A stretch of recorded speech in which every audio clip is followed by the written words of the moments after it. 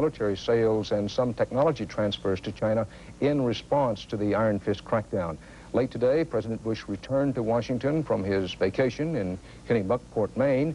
CBS News White House correspondent Leslie Stahl is at the White House now. Leslie, how far is President Bush likely to go to show his disapproval?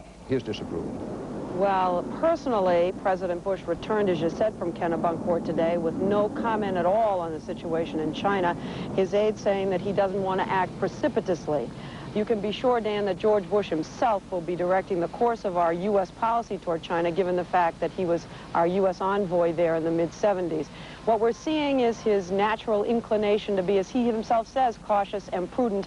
And one official said that he will find it difficult to throw away 17 years of careful diplomacy because of one weekend.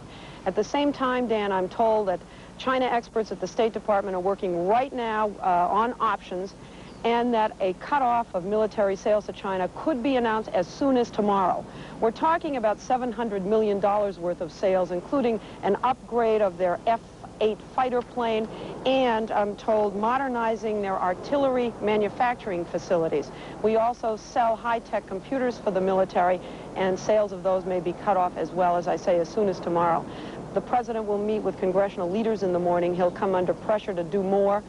He'll come under pressure to make some more dramatic statements than he's made so far. He's really said very little. Is there concern, or has it passed, that President Bush appears, whatever the reality, to some people is coming across with too little, too late, and too timid?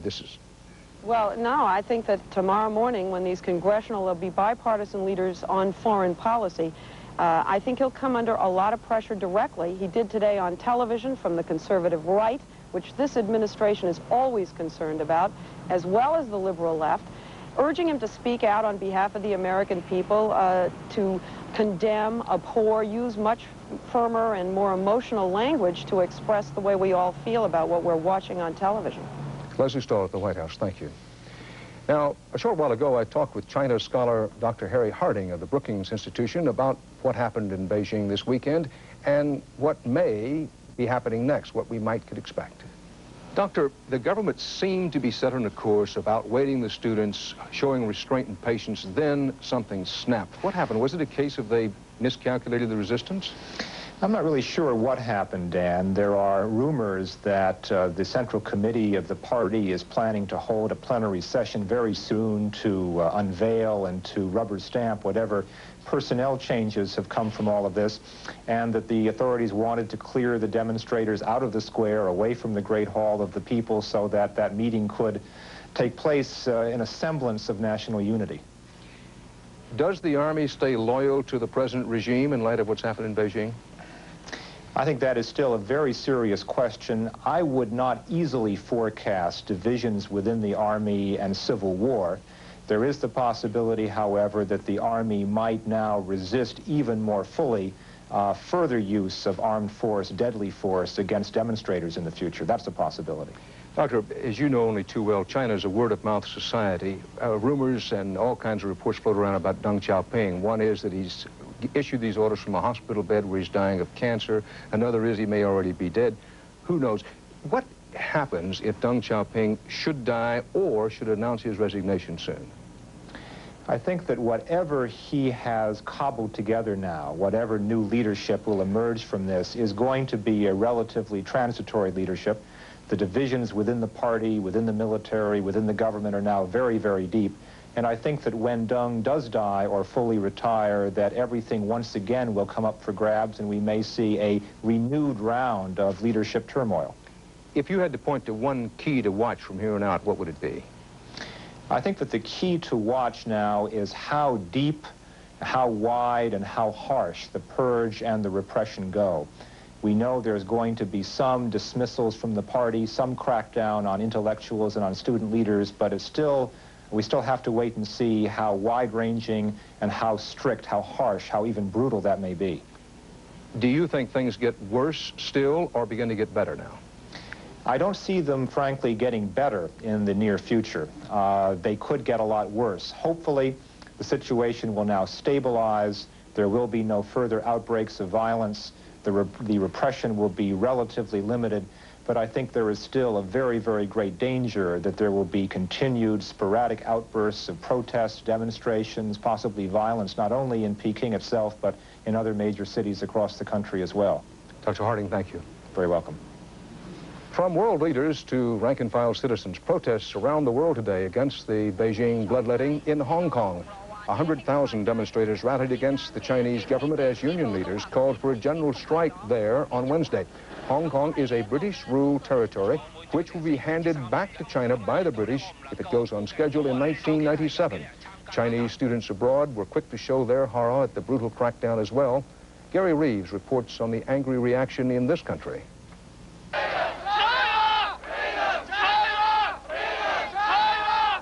In big cities and small ones all over the United States, Chinese students took their anger to the streets, protesting the violence in China by exercising their American freedom of speech. People will always remember it. All the people in the world, you should remember it. I don't understand them. I don't understand why they do so terrible thing. The voices were heard at the Chinese embassy in Washington, but the wreath-bearing protesters were shut out. In Columbus, the voices were quiet, the people in mourning. But the thousands who marched in Chicago carried signs calling for revenge, and they heard the voices of those who had talked to friends in Beijing. They heard the tales of tragedy. He saw in his own eye that a tank ran over a 6-year-old girl, and his mother went crazy right immediately. The students here had enjoyed watching democracy come to their country. Few were prepared to see it crushed.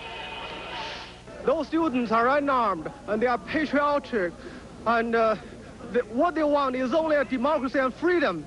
But the government used troops and killed them. And it's not just random protest. The students are organized.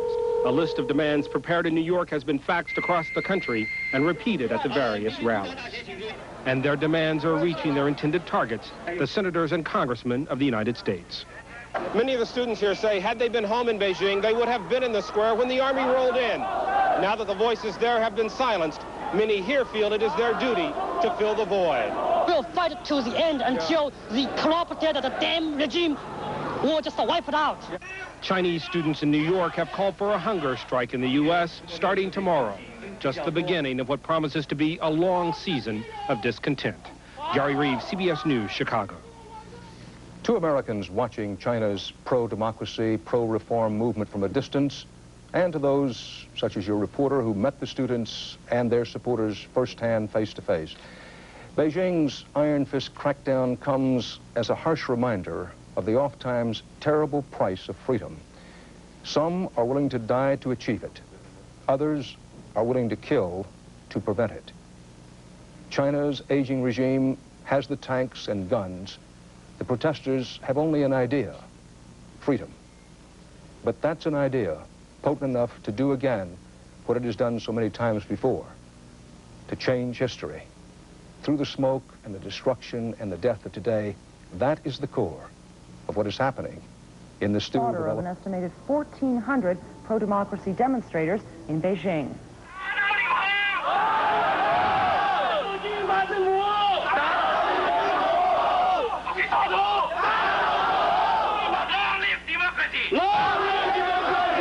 This is a massacre, unprecedented in the Chinese history.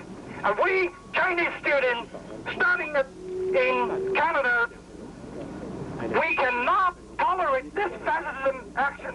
We all want to add our strong voice to those of millions of people around the world when we say that we all support the people of China, in terms of their desire and goal for greater freedom and greater democracy.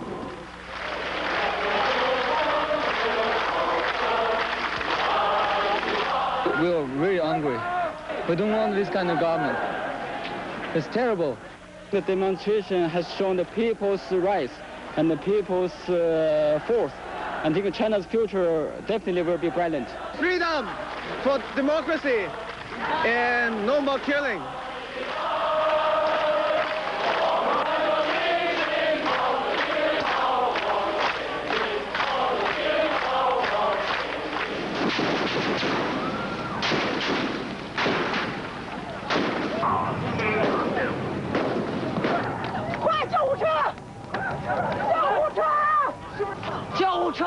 务车快一点，来。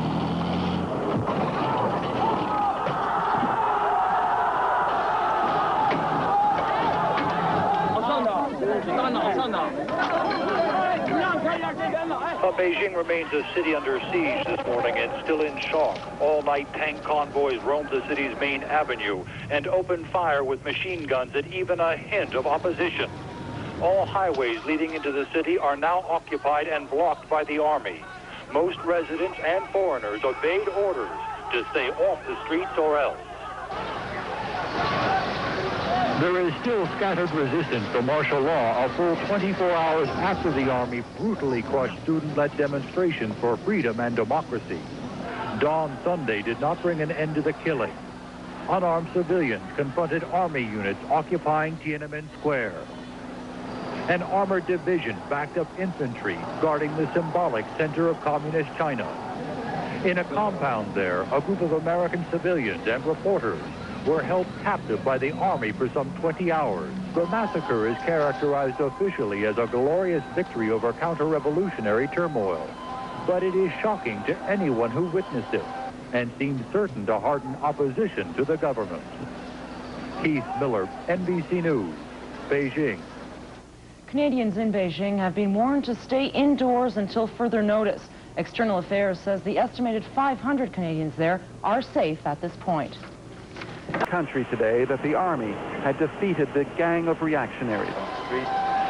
In an extraordinary display of frustration and courage, a worker at the English language network of Radio Beijing interrupted normal programming, and in the seconds available before being taken off the air, he blurted out the truth.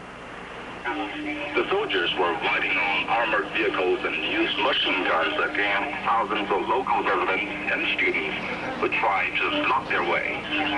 When the army convoys made a breakthrough, soldiers continued to spray their bullets indiscriminately at crowds in the street. Eyewitnesses say some armored vehicles even crushed foot soldiers who hesitated in front of the resisting civilians. The carnage lasted until dawn, and periodic shooting has continued throughout the day. Authorities offer no apologies. In fact, they blame the students. The mayor of Beijing said authorities had no choice but to crush what he calls anti-revolutionary violence. Tom Kennedy, CBC News, Beijing. Once again, direct television transmission from Beijing is impossible, and therefore the television pictures we see have been flown out of the Chinese capital and then fed from either Hong Kong or Tokyo. New pictures are coming out almost every few hours, and they continue to show the terrible results of the weekend of brutality in Beijing. Here are some of the latest pictures. Hospitals and morgues are overflowing with the dead and wounded, but the true casualty count may never be known. Chinese military helicopters have been used to recover some civilian corpses from Tiananmen Square, and there are reports that the army is gathering the bodies for cremation to conceal the extent of the massacre. Hospital officials say they've been forbidden to release bodies to grieving relatives. Many of the victims were bystanders caught by surprise when soldiers opened fire. Today, enraged citizens set abandoned and captured military vehicles on fire. Some said the army acted like Nazis. Soldiers, exhausted after attacks on their own people, rested on the streets, surrounded by silent accusers. The government says 3 soldiers died, at least one the victim of an angry mob bent on revenge. Armored vehicles continue to patrol the central core, firing occasional machine gun bursts. But thousands of people remain on the streets. Our correspondent Tom Kennedy is standing by in Beijing at this hour. Tom, with an update on the situation for Canadians in Beijing.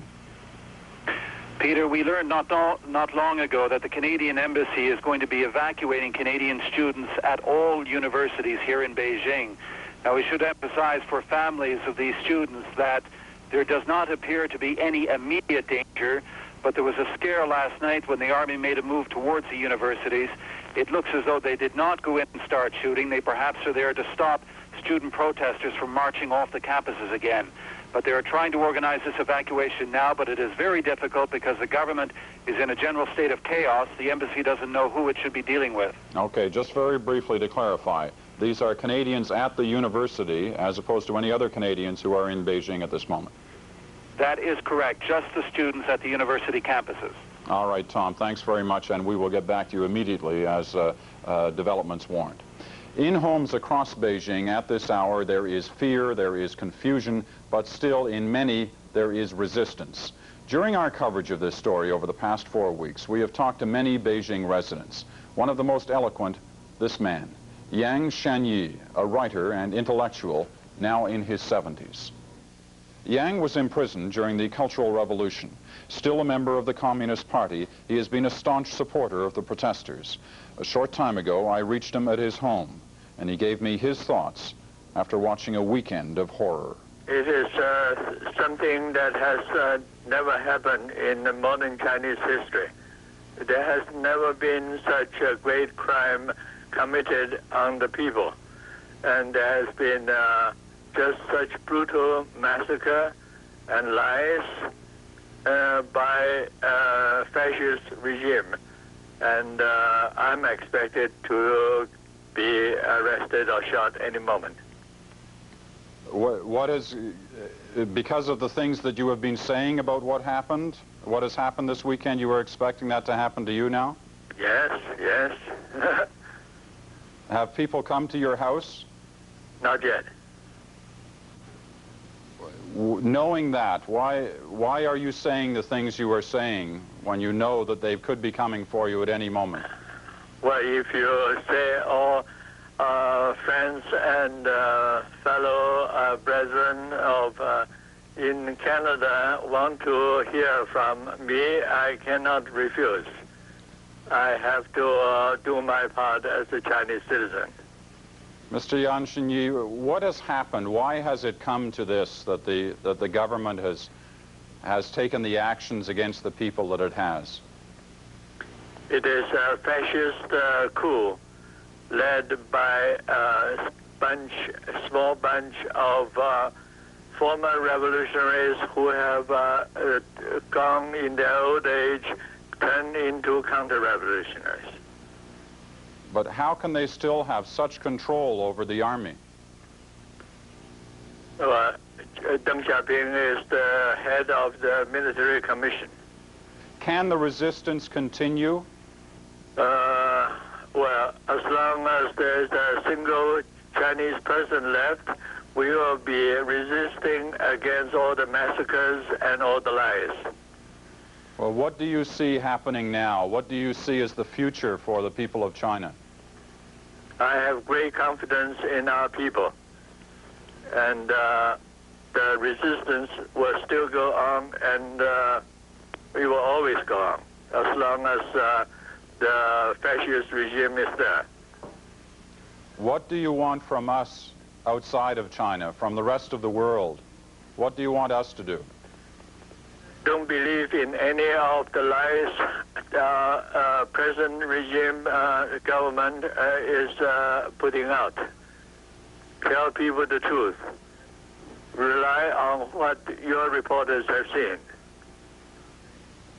Can our governments be doing things? Can they be saying things that can influence those who are in control in China now? I'm grateful for all the people who show support from us, for us outside the country. But we are not expecting help from any other country. Mr. Yang Shanyi, I know this has been a very difficult weekend and period for you, and we certainly appreciate you talking to us. Thank you. As you can imagine, the events in Beijing of this weekend have created reaction, official government reaction from countries around the world, including Canada. We will get to that government reaction a little later in this broadcast. But around the world, ordinary people have seen the events in China, and they have reacted with disbelief and with anger. The largest outpouring was in Hong Kong. 200,000 people took to the streets to make their feelings known. But everywhere, there has been a tremendous show of genuine concern, lots of it right here in Canada. Gillian Findlay tells us how Canadians are expressing their feelings. It's doubtful there was anyone in Toronto's Chinatown this morning who hadn't heard of the events in Beijing. Nevertheless, copies of the Chinese-Canadian Daily's special edition were snapped up almost as soon as they left the presses. Most couldn't believe what they were reading. Blood in Tiananmen Square, said the headline, thousands killed and injured. For others, the events were all too real. What do you think about what's happened there?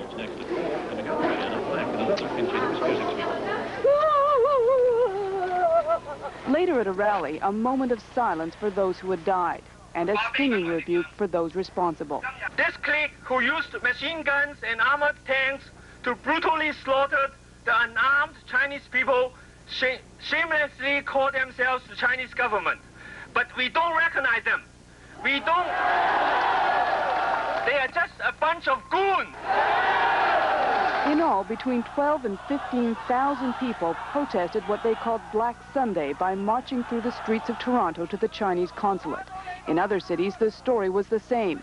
In Winnipeg, 400 people gathered on the steps of the legislature, some out of anger, others out of concern for relatives living in Beijing. What is about my land, my people? Most people just can't say anything about such kind of crime. And I tried to call about 100 people inside the city, and they all very, very angry. The anger spilled onto the streets of Montreal, too, and there were calls for revenge. We only can use what the Communist Party always said. The power comes from the guns. Now, I think the people have to take the guns and overthrow this government. In Vancouver, in Fredericton, and in St. John's, the crowds demonstrated and called on Canada to not only speak out against the slaughter, but to break ties with a Chinese government that has spilled the blood of its people. My sister said she saw some people died in front of her. So I was so sad about that, you know. It's incredible. I don't know how come, I mean, those soldiers, people also, how come they fire? I don't think they understand that this is the 1990s. You cannot solve a student uprising or anything like that with such physical violence. But as the crowd filed past the makeshift shrine in Toronto this afternoon, it was painfully clear shooting students is still possible in China. The unspoken fear, the shooting may not be over. Gillian Finley, CBC News, Toronto. Still ahead on our report on China in crisis, how the world is getting the pictures from Tiananmen Square. Foreign camera crews were there when the army began its devastating assault. A story of courage and terror. We'll talk to the cameraman who took some of these harrowing pictures in the middle of the melee. We were actually being chased because we had just seen some people being shot, and we had to virtually run for our lives. Still to come on Sunday Report. On a day when the news from China was so astonishing, there was news from other places that also took our breath away, and we'll get to that now. There's been a huge disaster, and France condemned the regime that it said had been reduced to firing on its youth to survive. Sweden called the bloodshed senseless. Taiwan put its armed forces on alert, worried, it said, about further mad action from the mainland. Reaction, too, from our government and from the people of Ottawa who marched on the Chinese embassy today. Neil MacDonald on that. Outside the impassive walls of China's embassy here, people began leaving their messages shortly after this morning's dramatic television broadcasts. But quiet gestures like this one soon gave way to shouts of rage. Murderers! And as the crowd swelled, so did emotions. Many of the protesters were students, Chinese nationals here to study, no different in age or outlook from the ones who were slaughtered in Beijing this weekend. Many are from the Chinese capital and desperately want news from home. Our brothers, sisters will maybe killed, maybe in the jail, maybe hurt. So we are very, very hurt. And so that's why we swear at here and we are so angry. Others have gotten through and the news was bad. The story they heard were horrible. And they know the armies were shooting indiscriminately in the street. Even they broke into the hospital to shoot at the patients. It's unbelievable. So halfway around the world from home and feeling helpless, they took out their fury on an effigy and sang patriotic anthems. The students wanted to give the ambassador a letter of protest, but they weren't allowed to. Finally, a Mountie delivered it for them. Beyond accepting the letter from the protesters, officials inside the embassy stayed there today, refusing to comment. The students say that's because they're humiliated, and they're staying out of sight to hide their shame over the actions of the government in Beijing. External Affairs officials summoned the Chinese ambassador at noon to lodge a protest. External Affairs Minister Joe Clark wouldn't comment today, but he issued a statement. It condemned the Chinese military, not the government, and it called on the leadership in Beijing to rein in its armed forces. To the protesters, who numbered 1,400 by the time they marched on Parliament Hill later, Canada's reaction was far too cautious. You were disappointed with it? We are really, not just me, all students here, disappointed. In Montreal, Prime Minister Mulroney was scheduled to comment on the situation in Beijing, but cancelled at the last minute. Some of the Chinese students here say they don't want to go back at all now, but others say they can't wait to finish school and return to fight a government they say has turned overnight from communist to fascist. Neil MacDonald, CBC News, Ottawa. American response to the events in China has been restrained. George Bush declined comment this morning when reporters tried to question him about the situation. On Saturday, the U.S. president issued a written statement that said he deplored the violence that had taken place in Tiananmen Square. Some American politicians are going farther than that, suggesting they will take action in the U.S. Congress to impose a ban on arms sales to China. We have seen extraordinary pictures out of Beijing. The people taking them, the journalists reporting the story, were right in the middle of it. In many cases, they weren't just witnesses, they were targets. NBC lost contact with one of its crews last night for 5 hours. It was pinned down on its own at the south end of Tiananmen Square. Earlier, we talked to one of the people in that crew, cameraman Tony Wasserman. We asked him if the original shots from the soldiers were fired right at the students, or were there warning shots first? Over their heads, and then there were, a percentage of it was going straight at them. In front of us, we saw two people shot, one in the ankle and one in the stomach. And of course, being dark, we saw a lot more people being taken away to the hospitals. How were they reacting around you? I mean, obviously there must have been mayhem and people were running around, but after these weeks of build-up, was there total shock when the shooting first started? No, it was quite extraordinary, actually. The students seemed to know a small band of the students seemed to know what was going on, but a lot of the onlookers it was almost carnival time. I saw a couple of people with their small daughters on their shoulders having a great time and laughing, and they literally thought it was a carnival. We were screaming at them to sit down. Obviously they couldn't understand us, but I think it was only later on when they saw bodies coming past them that they realized how serious it was. Watching this in the past couple of weeks, we saw students passing flowers to soldiers. We saw soldiers and students and protesters singing together. It seems so hard for us to believe that at any point in all this, that the soldiers could suddenly start shooting. Yes, I honestly believe that the students at the monument never thought that the soldiers would fire on them. I think nobody there actually realized it was actually going to happen. Everybody thought it was going to be there might have been a little bit of confrontation, but definitely no shooting. But then when it did start, and there was a few fire bombs and stones from the students, and then the shooting started, nobody could believe it. How did you get away from the area? I mean, how difficult was it for you as a journalist in the middle of all this? It was extremely difficult towards the end because they were, it seemed to me that they were actually going for journalists and camera crews.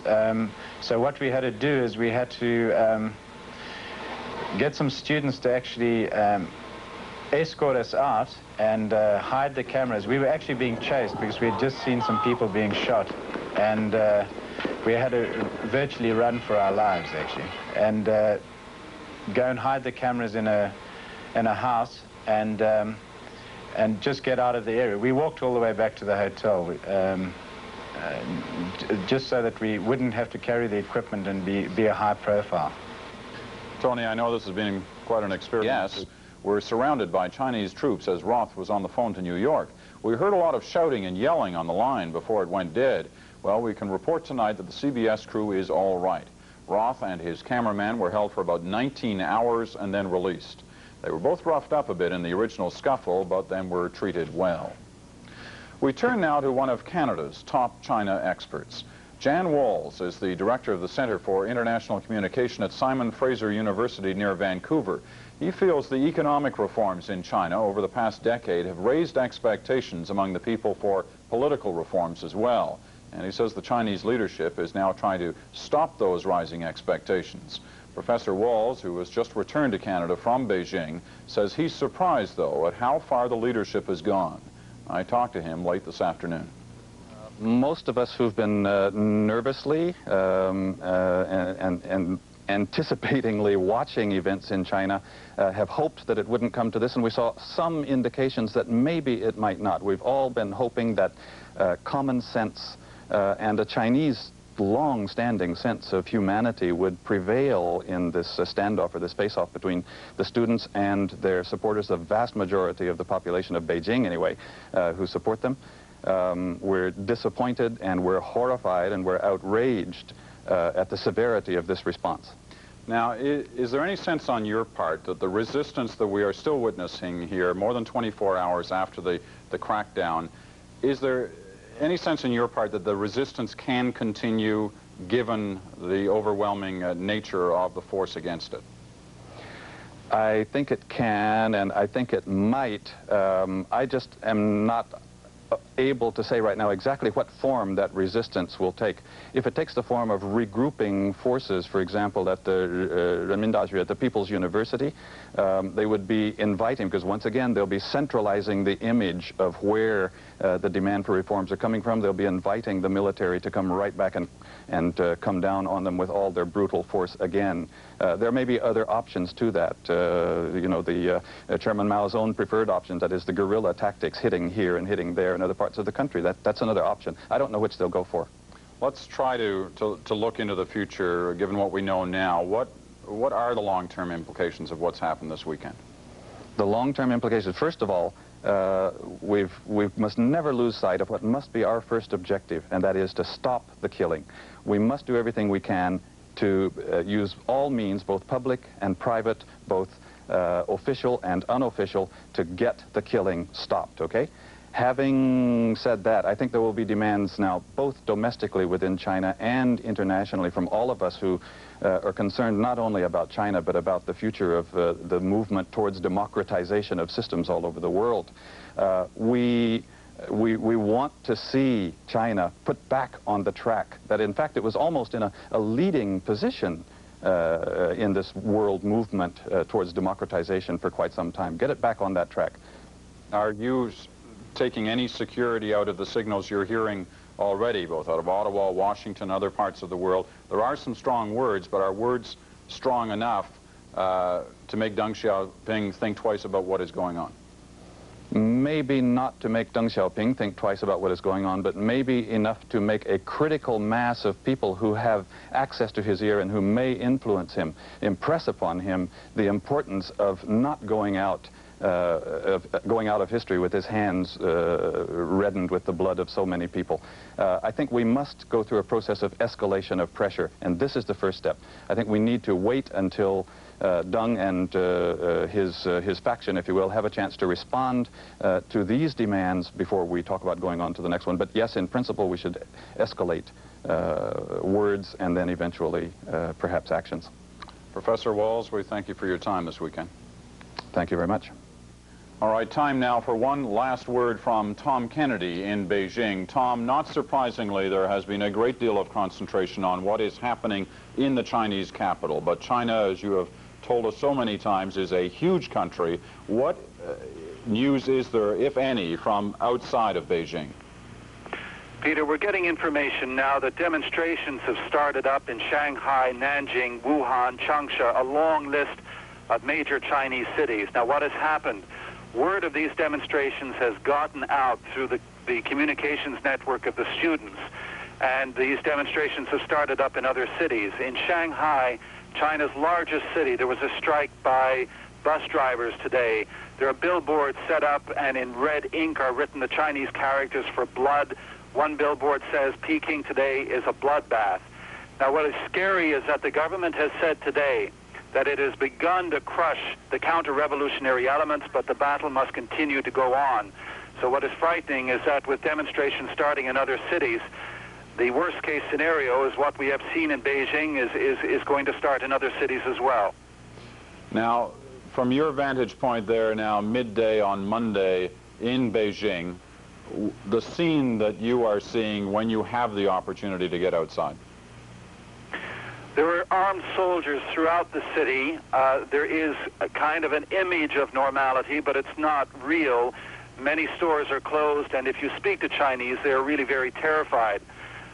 We've had some people out in the streets today, but it's difficult because martial law is now being imposed, and we're sort of obliged to respect it. And the Chinese are coming up to us and saying, please tell the rest of the world what's going on. So the city of Beijing, in short, is a very terrified city in shock over what's happened. Tom Kennedy reporting to us from Beijing. Tom, we will look forward.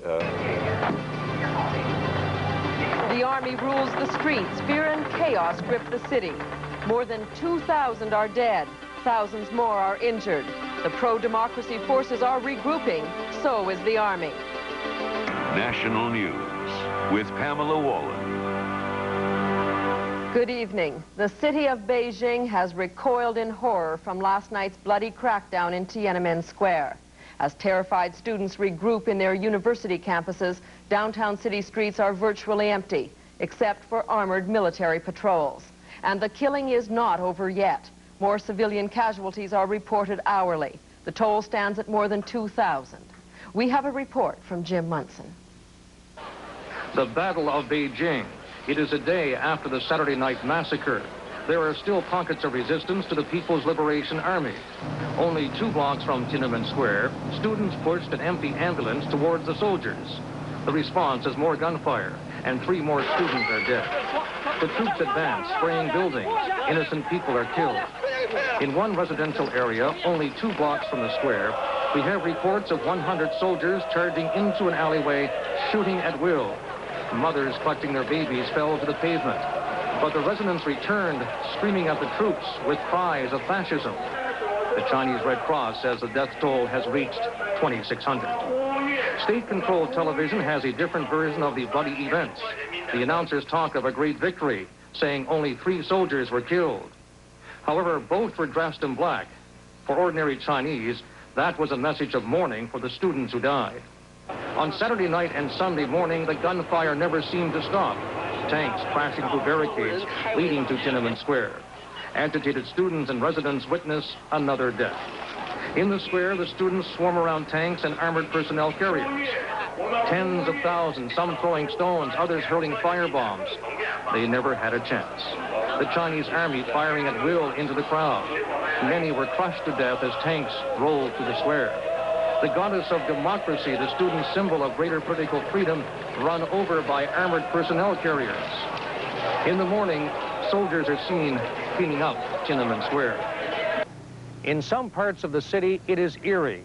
There is hardly anyone on the streets. The government has told the city's 10 million residents not to go anywhere near Tiananmen Square and not to look at the soldiers. Some are fearful of what might happen next. Others are angry, saying now the government has blood on its hands, and it won't survive. The crisis in this capital city of China is spreading. It's felt that the army will make a move on the university campuses, particularly Beijing University, which was the birthplace of this pro-democracy movement. We have reports that students have their own guns, given to them by sympathetic soldiers. Meanwhile, the military contingent continues to grow. Over 100 tanks in the city and tens of thousands of soldiers who have orders, shoot to kill, to bring the city under total military control. Jim Munson, CTV News, Beijing. Jim Munson is on the line now from Beijing. Jim, we've all heard the reports on China TV that it's apparently Deng Xiaoping, the man behind this massacre. Yet we're also told he's in the hospital very ill. Is it possible he's being set up by some real hardliners inside government? Pamela, we have reports that the real hardliner behind all of this is President Yang Shen-kun, that he, along with the generals, may be trying to set up Deng Xiaoping as the fall guy in this complex scenario. We have also been told that the troops who reluctantly entered this city in the first place were given two choices: either suppress this uprising. If they refused, they would be shot by other divisions in the army. Jim, we're told that this may just be the first offensive in this battle, that more may be coming. Are you worried tonight about your own safety and that of your family? We are very uneasy. Bodies are still lying just outside the diplomatic compound fence where we live. Soldiers and students killed just a few hours ago. Soldiers have cut off some of the major arteries around the compound. The people are stocking up or hoarding food. The airport situation is chaotic. Foreigners trying to get out, and personally, I'm trying to get my family to the safety of Hong Kong. Jim, take care. We'll talk to you soon. All right, Pamela. Last night, we played you some audio tape of CBS correspondent and his cameraman being seized by troops during the height of the fighting in Tiananmen Square. We can report tonight that correspondent Richard Roth and cameraman Derek Williams suffered only cuts and bruises and were released today from custody. Because of the situation in Beijing, it is difficult to confirm much of the information we are receiving. We have one such unconfirmed report tonight, quoting eyewitnesses as saying that the military has taken over the Tongren Hospital just southeast of Tiananmen Square. A doctor there is quoted as saying that soldiers shot and killed 9 doctors at the hospital who tried to leave to organize a blood drive. 4 other doctors are said to have been shot and wounded when they tried to leave the hospital to treat a wounded civilian. Roger Smith visited another nearby hospital earlier, and he has this report. At Capitol Hospital, less than a mile from Tiananmen Square, defiant protesters waited for news about their friends. Despite the fear of troops nearby, a group of young doctors and nurses insisted we be allowed inside and overruled attempts to stop us. The world, they said, must know about this horrific atrocity ordered by China's leaders. X-rays clearly showed the bullet lodged in this man's knee. Not just students, but innocent passers-by, too, like this worker, were cut down by the hail of bullets. I was just looking in the Tiananmen Square, and I saw some people running away. Then I also started running away, and right at then I was shot. Many workers go to on the way to work. They injured. Doctors wanted to show us the morgue with all the bodies stacked inside, but an official intervened to stop it being open. An argument started. "Get the key," said one doctor, "or I'll break down the door." Well, the key was fetched. We were taken to a makeshift ward in a hallway. These are just minor cases, they said. Worse injuries were being treated upstairs. Scenes like this at many other hospitals around the city. Doctors could not believe the carnage. We were shocked.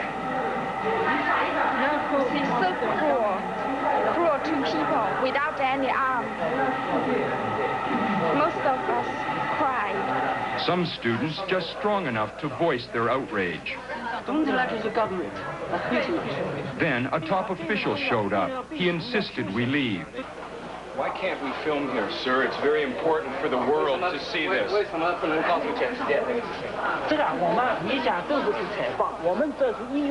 Arguments failed. We were forced out. At the gates, anxious relatives pushed to get in.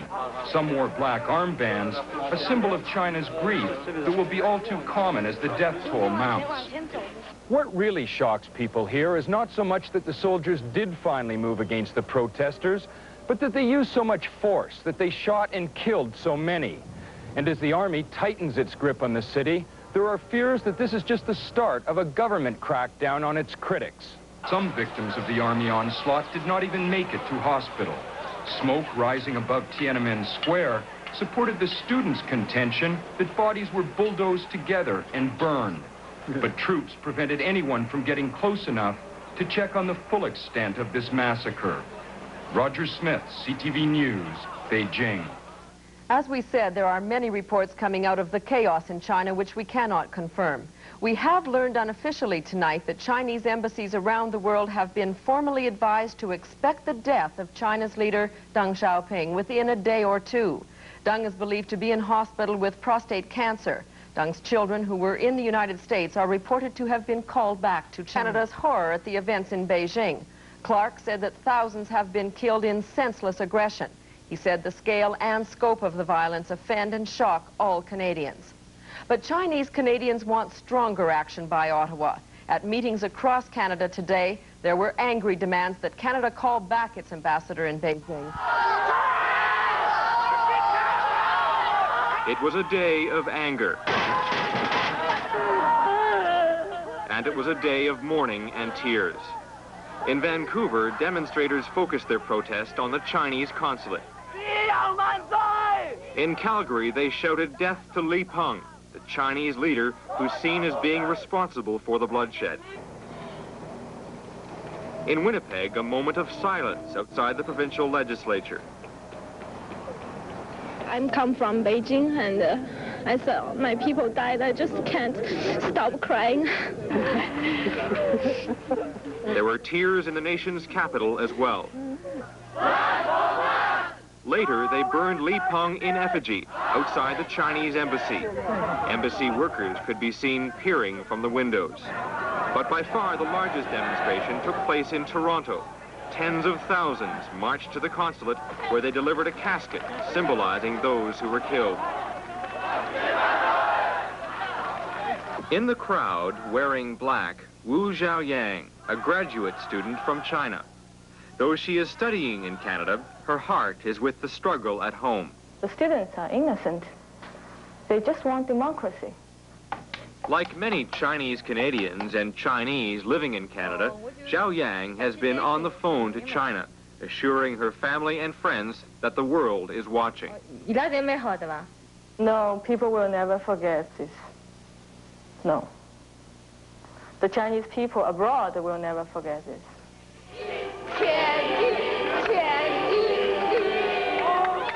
The protest here and across Canada may just be the beginning of a much larger campaign. Sit-ins are planned at Chinese government offices across the country, and Chinese Canadians are putting pressure on Ottawa to start cutting economic and political ties with China to demonstrate outrage over the massacre in Beijing. Craig Thompson, CTV News, Toronto. Returned to the streets to block army troops. There's no word yet on casualties. Meanwhile, Chinese communities across Canada are outraged at the bloodshed in their homeland, and today thousands of people descended on the Chinese consulate here in Metro, calling for an end to the killings and an end to the Li Peng regime. CFTO's Mitzi Benjamin reports.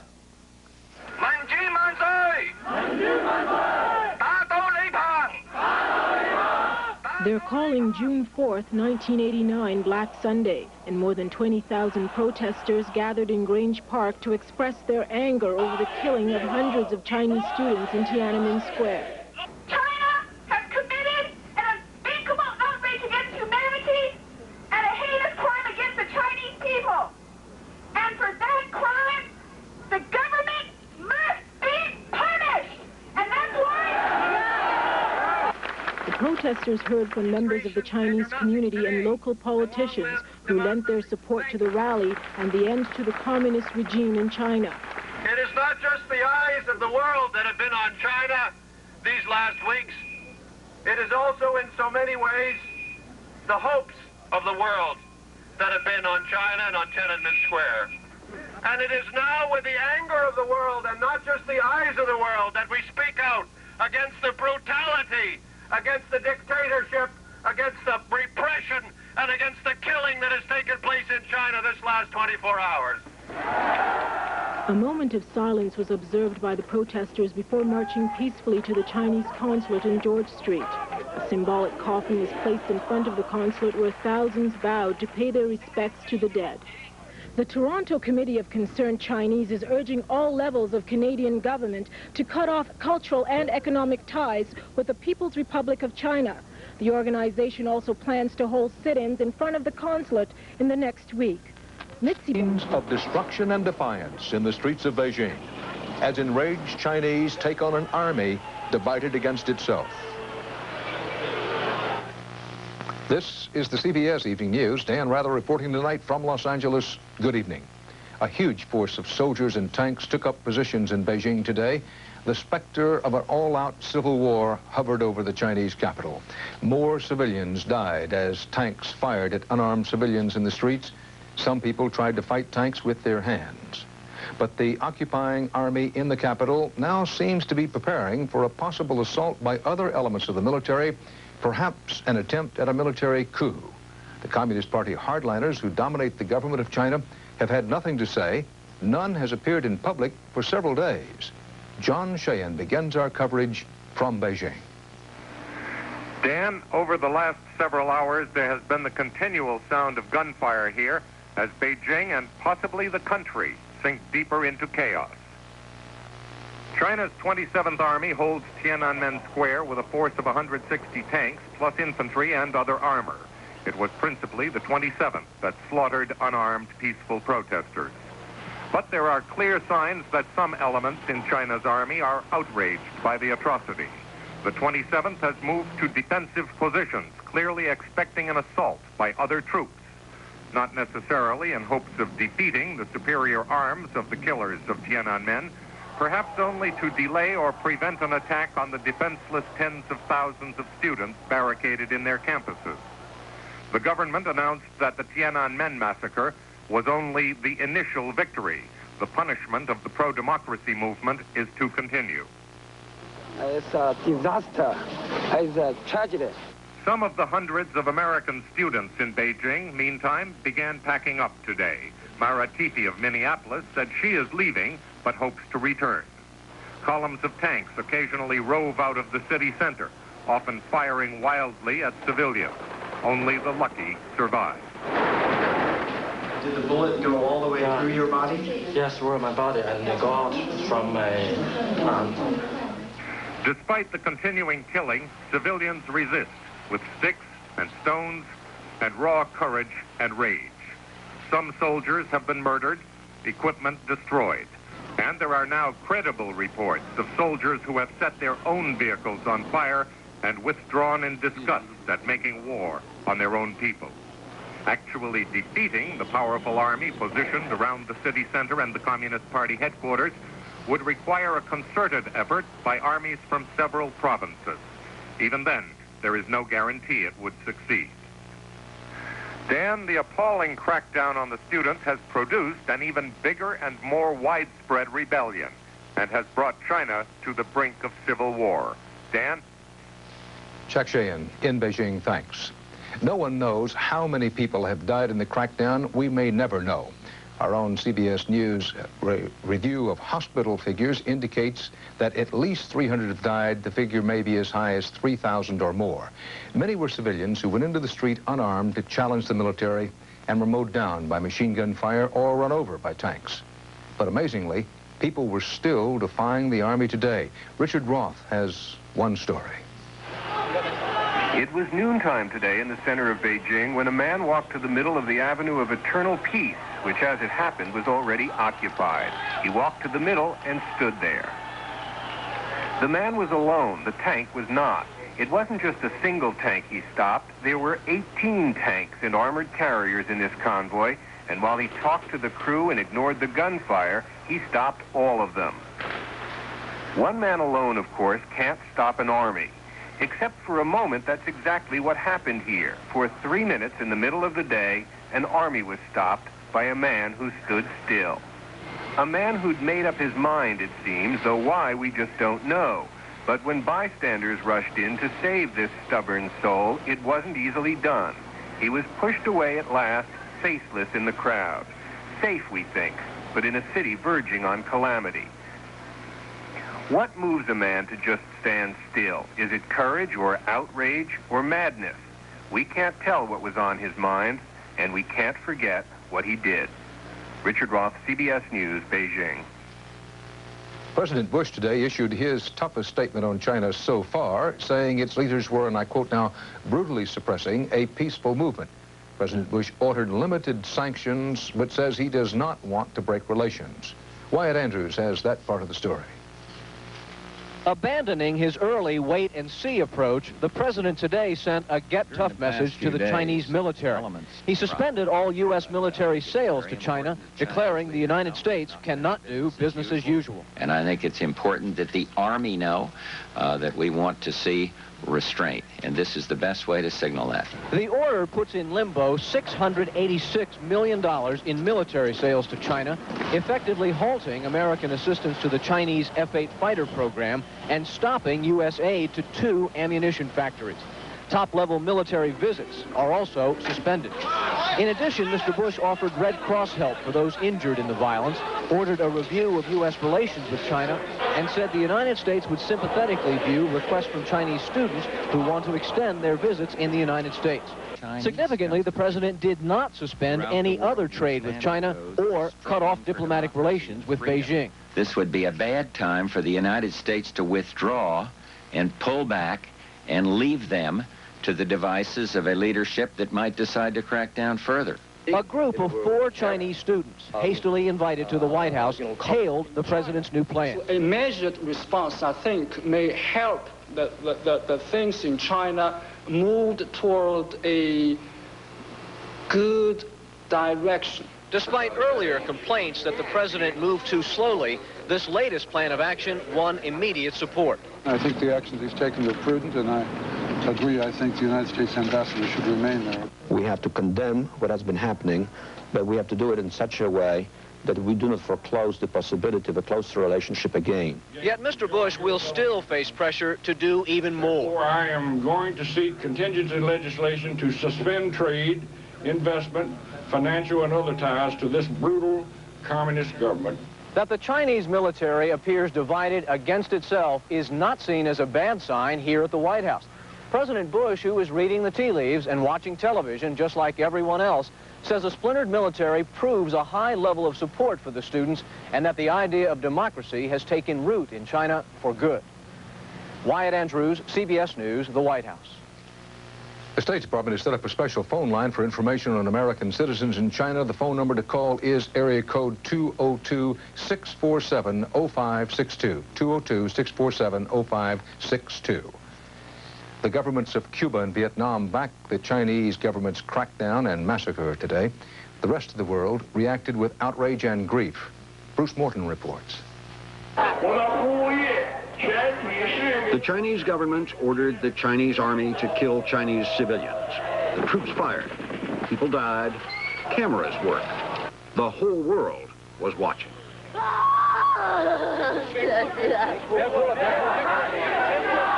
Today, all over the world, people protested and raged and cried.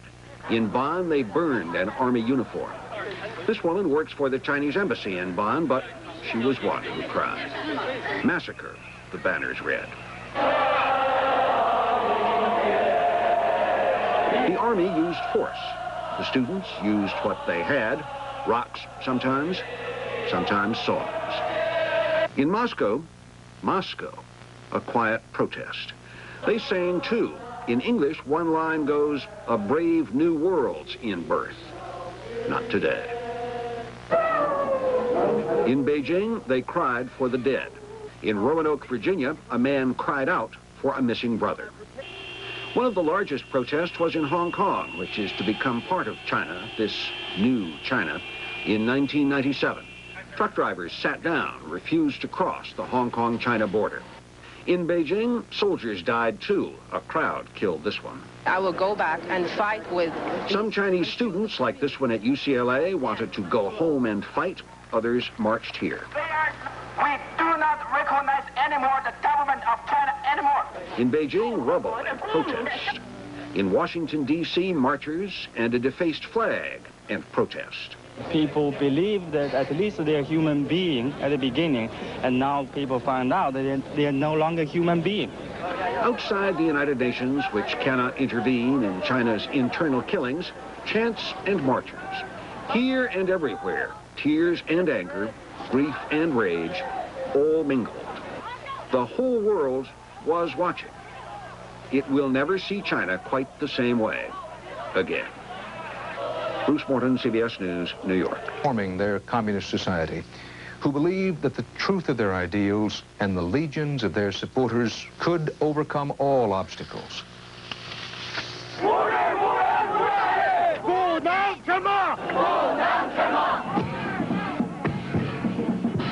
Why I should be afraid?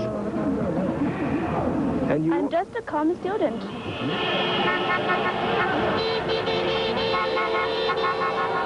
A factory worker who joined the protest said, "These are our children. These are the people's children. If the government moves against them, we will risk our lives with them."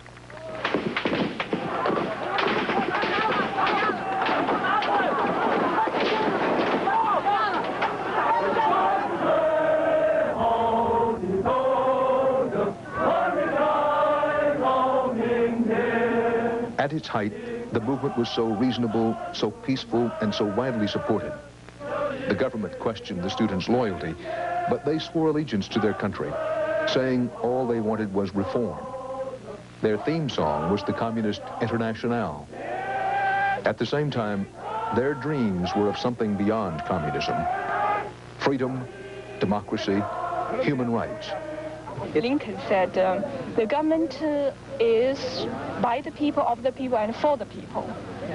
Yeah, that's very right, I think, in China. They believed that the power of the people would save them, would overcome the threat of force. The government will not and cannot make that decision to crack down on the student movement. Do you agree? Because we have people behind us. Tonight, no one knows how many of these students have disappeared into the mob massacre, or how many will be blasted down in days to come. We don't know how many of these idealistic young people have been carried off, or how many more will be. We do know their voices will echo in history and in the heart. And that's the CBS Evening News. Dan Rather reporting tonight from Los Angeles. When and if there are major developments on China, you will see and hear them on this station. I'll see you here tomorrow. Good night.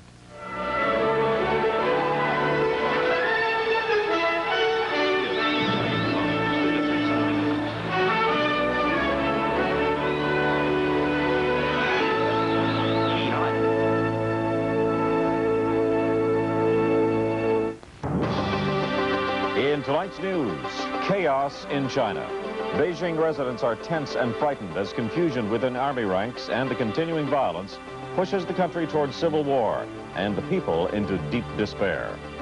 We think that we should live peacefully. We don't want army. We don't want gunshots and the fire, and the army firing at the innocent people.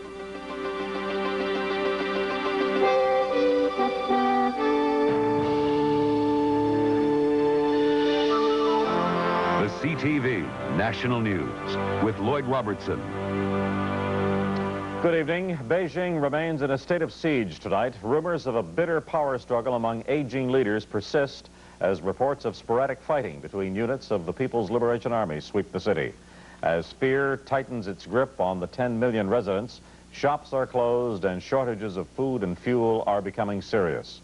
Foreign residents are pouring out on every available flight.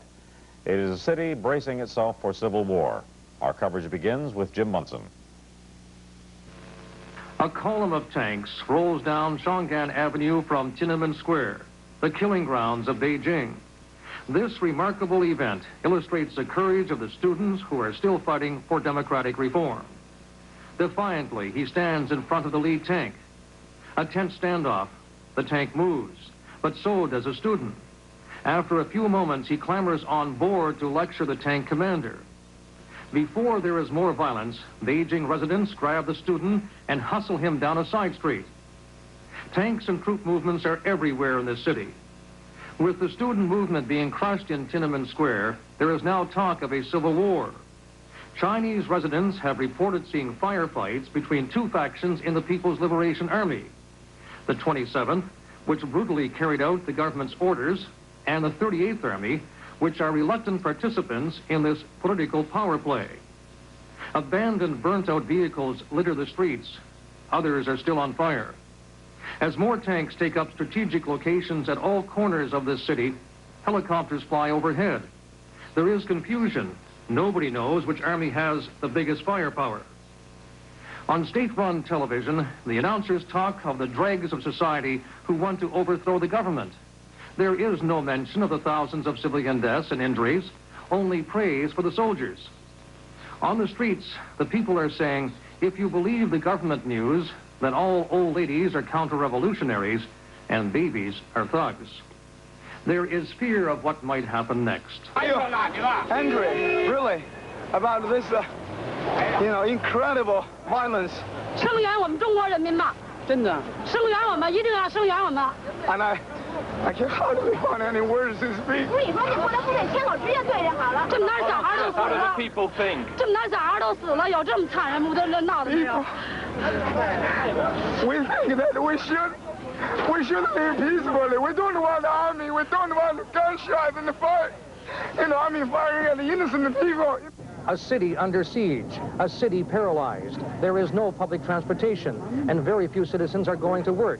Beijing residents are putting up these barricades, but it is a futile exercise to stop the massive Chinese army. Another convoy of army trucks moves into the city. This time, the students stop them. Some believe they can still convince the military to lay down its arms, but it is an illusion. At Beijing hospitals, the grim reality of what has happened here. With estimates of 3,000 dead and thousands more injured, there is no more room. On university campuses, the students are bracing themselves for an attack. They say they will resist.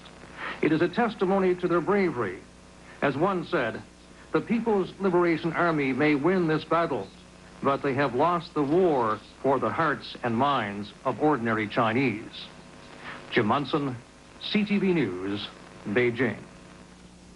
There were anti-government demonstrations in other parts of China today. In Shanghai, the country's largest city, students took over the public transit system and blocked streets with buses. In Nanjing, an industrial city in the north, 100,000 people took to the streets.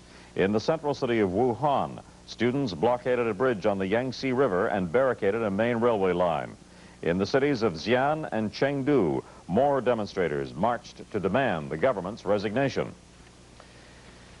As the situation in Beijing continues to deteriorate, working conditions for journalists are growing more and more difficult. Television camera crews, in particular, have become targets for the military. This ABC News crew was filming troop movements into Tiananmen Square this afternoon from a hotel balcony. The soldiers spotted them. Soldiers want to live. Place for them to be broken down. Oh, they're going. They're moving.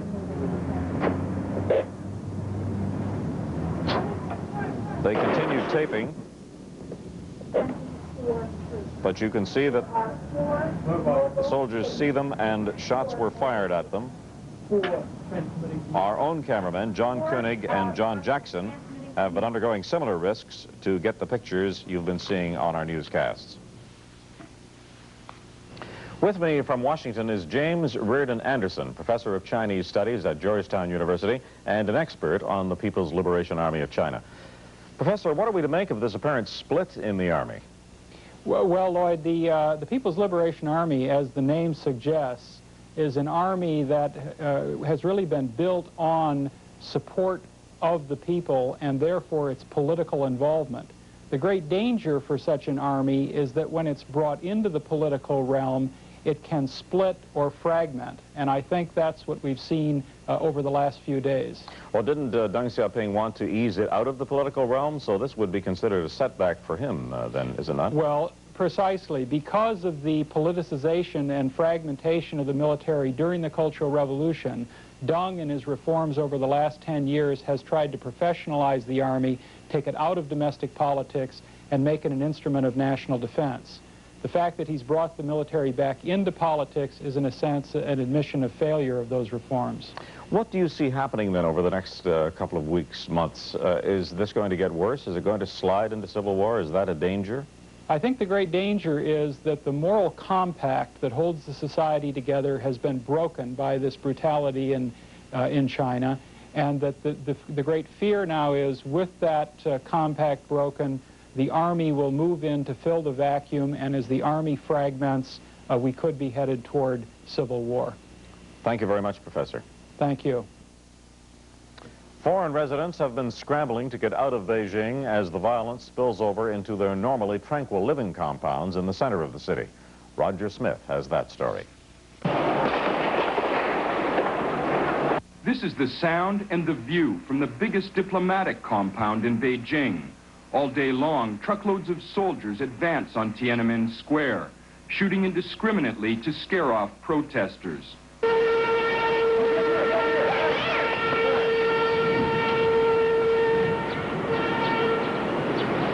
Even foreigners must now duck for cover. Just outside the compound, bodies still lie in a strategic intersection. From her balcony above it, Gail Gao has seen students gunned down. At times I have been afraid to be here. When they want to clear this intersection behind me, they fire shots over to people's heads. I'm always a little afraid that perhaps a shot may go stray and come my way. Now the scene below the balcony is even more dangerous. Tanks have moved in, ready to do battle. Just after midnight, Gail Gao and 58 other Canadians were ordered to leave the compound. They were evacuated in a convoy to the embassy 2 miles away. The ambassador says Canadians should get out of Beijing. We have all sorts of evidence of troops firing wantonly, firing with no provocation at people for no reason. And so everyone is at risk who moves in the streets and moves in dangerous areas. Canadians studying here have been evacuated from university campuses for fear that troops will move in to attack Chinese students. A few Canadians, though, decided not to leave. Some are staying behind. I think they're silly. I think they're being irresponsible. I think other people are going to have to risk their lives to come and get them later. The sense of siege is growing. The main grocery store for foreigners is closed. It's chaos at Beijing Airport. Planes are booked solid as foreigners scramble for seats. I want to get out, get home to Denmark. Fresh air, nice people, no military trouble. So excuse me, I want my freedom, you see. So I feel very sorry for the Chinese people. But for the Chinese, it's almost impossible to leave. Local residents are stockpiling food as stores and factories close in protest against the government. It's a city gripped by fear that the violence will only get worse. No matter what the danger to foreigners, everyone knows that things are much worse for the Chinese. In the foreign community, there's widespread sympathy for the victims of Beijing and widespread outrage at what the soldiers have done. Roger Smith, CTV News, Beijing. For Canadians with relatives in China, the External Affairs Department is providing toll-free information numbers, and the numbers are 1-800-267-6788 and 1-800-267-6675. That's for the benefit of those with relatives in China who want information. And we'll have more on the status of Canadians in Beijing later in the news. Still to come in our news tonight, world leaders condemn the violence in China. And the tense situation in Beijing touches off an emergency debate in Ottawa. We'll be back in 1 minute. Action. Most governments want to maintain ties with China, at least at the present time. In the United States, there was pressure from Congress on President George Bush to declare sanctions. As Robert Hurst reports, the president was careful not to overreact. The president cut military ties with China, but he was reluctant, he said, to take any other punitive action. When you see these kids struggling for democracy and freedom, this would be a bad time for the United States to withdraw and pull back and leave them to the devices of a leadership that might decide to crack down further. He said the U.S. is suspending sales of all military hardware immediately. That includes millions of dollars of avionics equipment for China's F-8 jet fighter. In addition, military contacts and visits are being halted, and the U.S. has offered the 40,000 Chinese students here to stay indefinitely. Around the world, Western democracies condemned the slaughter in Beijing. West Germany suspended all economic aid to China. French President Mitterrand said the weekend massacre is, quote, the last-ditch effort for a leadership with no future. But Cuba was supportive of the military crackdown, describing the Chinese demonstrators as bourgeois deviationists. Human rights! Human rights! Across the United States, the cries of condemnation continued for the second straight day. In front of the U.S. Capitol, college students from China gathered to denounce the massacre. They came from Harvard and MIT and other top universities, many of them the children of Communist Party members. They moved through the streets of Washington to the Chinese embassy, where inside some Chinese officials responded with makeshift victory signs. President Bush is refusing to recall the American ambassador, and he is discouraging any talk of further action like economic sanctions. It is a cautious and measured response from the United States. The president says he does not want to do anything that pushes China back toward isolationism. Robert Hurst, CTV News, Washington. External Affairs Minister Joe Clark has advised all Canadians to leave Beijing immediately. Clark issued the warning as the Commons held an emergency debate on China tonight. After condemning the brutal use of force, MPs discussed how Canada might express its outrage. Mark Sickstrom reports. During the emergency debate, all three parties called on the Beijing government to stop killing and start talking to the people of China. What is happening? It's a blatant murder of Chinese young people authorized by the Chinese authorities. External Affairs Minister Joe Clark says he believes the fighting may spread to the campuses in Beijing. As a precautionary measure, in case of further military action against the universities, our embassy evacuated all Canadians from the city campuses and is currently providing temporary accommodation to the 75 or so students who are affected. The government is advising all Canadians in Beijing to leave the country. The government will provide aircraft if commercial flights aren't available. Speaker, after consultation with officials in Beijing, we decided about an hour ago to advise Canadians in Beijing to leave that city now. Earlier in the day, Turner urged the government to call for an emergency session of the UN Security Council. We are actively considering that initiative by Canada as a member of the Security Council. I think the Right Honourable Leader of the Opposition and other members of the House would agree that an essential first step for us is to become as well informed as we can, as quickly as possible, as to the situation in China. And the NDP wants the government to act immediately. By demanding an early debate, in fact an immediate debate, to insist that the Chinese authorities come and justify what they have done, may in fact force them to stop the violence sooner than otherwise would be the case. Canada has already suspended high-level meetings with Chinese officials and shelved 2 foreign aid contracts. But the government doesn't want to take any further action that might be out of step with our allies or jeopardize in any way the lives of the 600 Canadians that are still in China, half of those in Beijing. Mark Sickstrom, CTV News, Ottawa. There are 4,500 Chinese students in Canada, and they issued a plea to Ottawa today. While they are agonizing over the safety of their relatives, the word from their families is stay in Canada.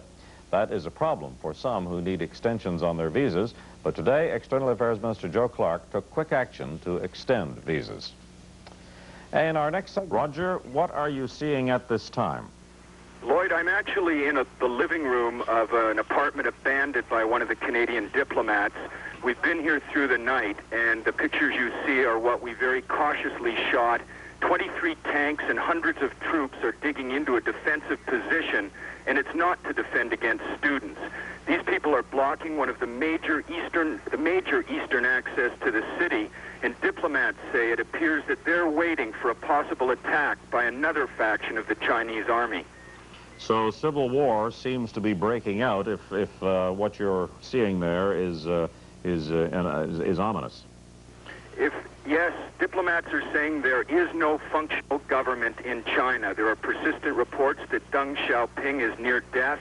That would create a power vacuum. And it seems that some of the elderly men in their 80s, like President Yang Shang-kun, with strong military connections, are trying to assert their control, that, in a sense, staging a coup. It seems like a return to the days of Chinese warlords. Roger, there have been some reports of indiscriminate firing. Have you seen any of that in the last little while?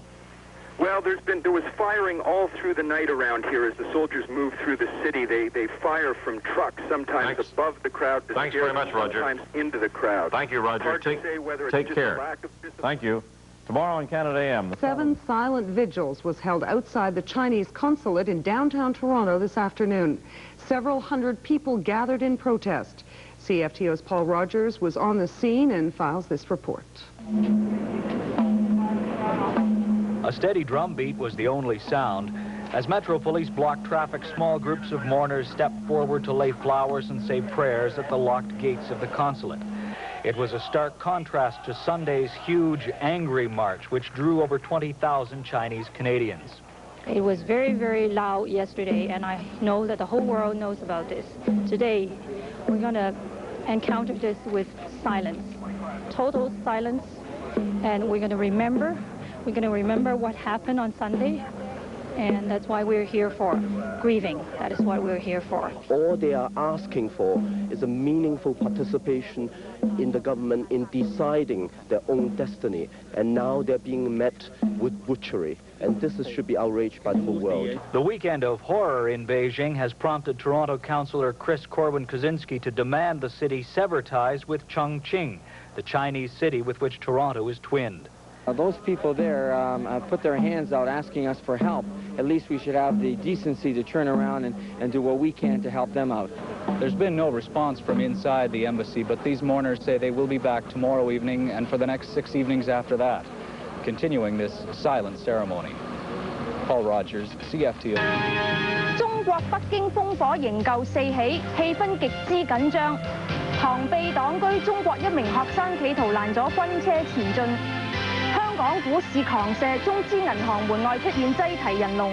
今日係6月5號星期一，歡迎大家收睇晚間新聞。各位觀眾你好，中國北京方面暴力事件仍然層出不窮，而連串軍隊鎮壓行動亦都喺世界引起震撼。香港方面情況亦都呈現混亂。我哋為咗了解一下香港目前嘅情況，喺長途電話線嘅另一端有香港立法局議員李柱銘接受我哋嘅訪問㗎。 李議員，全港愛國支援學生聯委會代表李卓人喺較早時攜帶現金上北京支援學運，被中國方面係扣留，而兩局議員就去到港督府係求助㗎。唔知道而家嘅情況係點樣呢？個情況係咁嘅。喺琴晚咧，即係香港時間琴晚咧，就喺一架香港政府咧就幫有70幾個。 喺香港去咗北京，因為買唔到機票嘅香港市民呢，就用呢個飛機呢，就載佢哋翻嚟嘅。咁本來呢，就李卓人呢，亦係坐嗰個飛機嘅。飛機未起之前呢，就俾嗰啲公安部嘅人員呢，就叫咗佢落咗機咁樣。咁喺大概12點，即係半夜12點嘅時候呢，就大概有10幾位立法局議員呢，就 喺港督府，咁佢大家咧都要求港督咧係即係對呢件事咧係親自咧要處理啦。咁港督咧就應承，咁然後咧就即刻咧就先打電話，後來跟住有電報咁咧，就同英國嘅外交部聯絡，咁咧就將個信息咧係話俾戴卓爾夫人聽，請佢咧親自處理呢件事。冇幾耐呢，就 支聯會呢有位朋友呢，佢收到個電話，就係李卓人呢喺北京打翻嚟嘅。咁佢就話呢，我而家冇事，我而家呢就喺呢個皇源飯店裏邊。咁呢就聽日呢就可以翻嚟香港啦咁。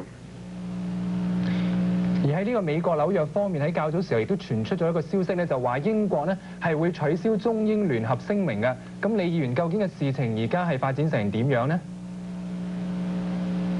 完全冇喎，係呢個聯合聲明呢，一國兩制、高度自治，但係呢就解放軍呢係將會呢係住喺香港，即係呢一個咁嘅